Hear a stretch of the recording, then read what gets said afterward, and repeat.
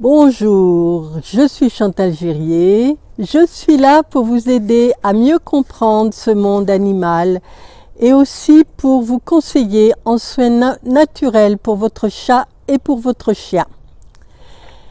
Aujourd'hui, nous allons parler d'un sujet qui peut vous concerner, c'est-à-dire je traite mon animal de compagnie comme un enfant. Donc, il arrive effectivement que certaines personnes ont tellement d'enthousiasme, de sympathie pour leur chat et leur chien qu'ils finissent par les sentir, les traiter comme des chats, comme leur propre enfant, ce qui est une très belle chose dans un sens, puisque justement cette personne, la personne qui le traite comme son propre enfant, et reconnaît chez le chat et le chien une sensibilité, une personnalité, donc reconnaît des qualités intrinsèques au fait que ce soit un animal et qu'il ait justement ses qualités propres à lui-même. Donc c'est très bien quand on en arrête là, et certainement le chat ou le chien traité ainsi l'apprécie. Mais il faut savoir mettre quand même des limites, parce que malgré tout, même si on leur veut beaucoup de bien, on les adore et on aime les dorloter et on aime leur faire plaisir à tout prix, il faut quand même se rappeler que cela reste un chat et un chien, qu'ils vivent sur quatre pattes, et que pour l'instant il faut les aider, il faut quand même leur laisser aussi leur liberté, leur libre arbitre en tant qu'animal à quatre pattes. Et pour cela, donc, le risque, et on risque de vite déborder. Et ça existe dans beaucoup de pays. Là actuellement je pense au Japon, mais je pense qu'il y a d'autres pays aussi qui le font. Un peu dans tous les pays, mais bon, disons, on va... c'est toujours des cas, enfin je veux dire des cas, des personnes en particulier, ça n'est pas c'est moins, en tout cas en France c'est moins fréquent. Mais peut-être que on le rencontre, je pense, un peu dans tous les pays, de ces personnes qui humanisent trop leurs chiens et leurs chats, au point de les habiller, au point de les habiller tant qu'on met un manteau, parce qu'on habite une région très froide, ça c'est bon, pourquoi pas, après ça se discute, mais pourquoi pas.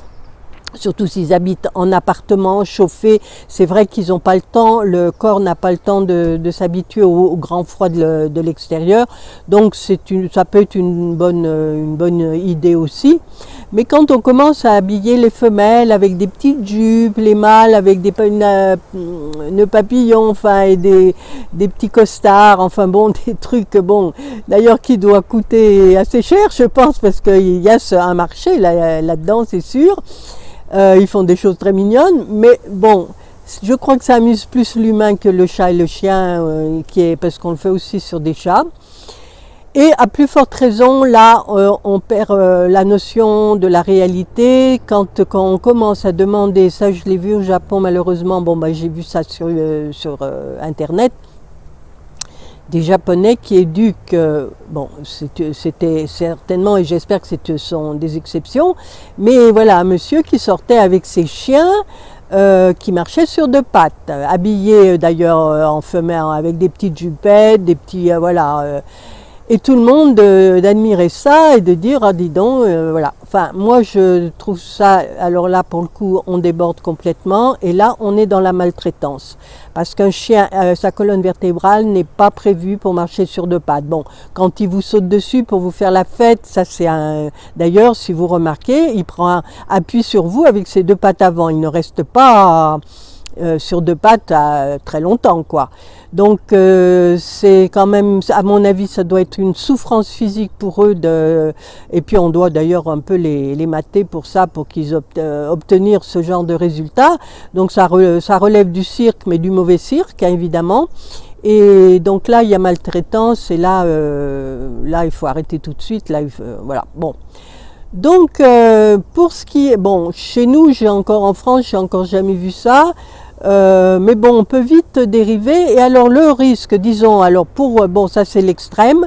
Et le risque, malgré tout, quand on les humanise trop, c'est que le chat ou le chien prend un caractère, parce que au fond, ça ne lui plaît pas plus que ça, d'être trop bien traité. Enfin, je m'explique, c'est-à-dire trop humanisé. Et du coup, il devient irascible. Et du coup, alors on le remarque plus pour les chiens, mais ça arrive aussi chez les chats. On peut plus s'asseoir sur un canapé. On peut plus venir chez vous sans que ce soit, bon, à nos risques et périls pratiquement. Donc là aussi on déborde. Là, ça n'est plus possible. Le chat devient agressif, il vous attaque, il vous mord, il vous griffe. Alors bon, là il y a quelque chose qui ne tourne pas rond. Je veux dire quelque chose. Là, on a dépassé les bornes. Et là, notre animal, le chat ou le chien, manifeste sa désapprobation en réagissant comme ça. Donc, moi, ce que je vous propose, si vous connaissez des personnes qui ont ce genre d'animal, je pense qu'il est bon de remettre un petit peu les choses au clair. Et pour ça, voilà, je vous propose la formation que je viens de mettre en ligne et qui peut être très bénéfique pour bien comprendre ce monde animal et pour voilà, remettre les choses au clair. Et éventuellement, je propose des conseils personnalisés par Skype. On peut échanger comme ça pendant 1 heure. Vous trouverez en dessous de cette vidéo tous les renseignements nécessaires si cela vous intéresse ou si vous pensez que ça peut intéresser une personne que vous connaissez. Donc n'hésitez pas à liker cette vidéo, ça fait plaisir. En même temps, n'hésitez pas surtout à partager et n'hésitez pas à laisser vos commentaires en dessous de cette vidéo. Je vous remercie, je vous dis à très bientôt.